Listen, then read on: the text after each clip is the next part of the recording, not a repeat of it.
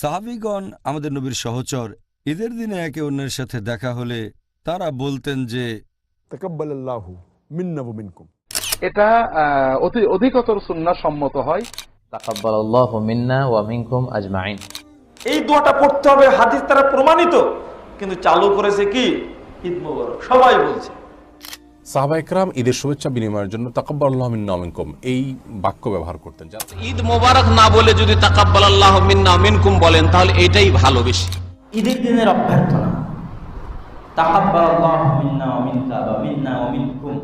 ঈদ মোবারক বলা এটি সুন্নাহ না। নবী সাল্লাল্লাহু আলাইহি ওয়াসাল্লাম সাহাবীরা ঈদ মোবারক বলেছেন এমনটা প্রমাণ পাওয়া যায় না। তারা আসসালামু আলাইকুম ওয়া রাহমাতুল্লাহি ওয়া বারাকাতুহু।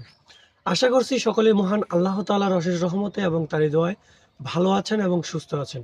শুধু দর্শক শ্রোতা ভাই ও বন্ধুরা, সবাইকে পবিত্র ঈদুল ফিতরের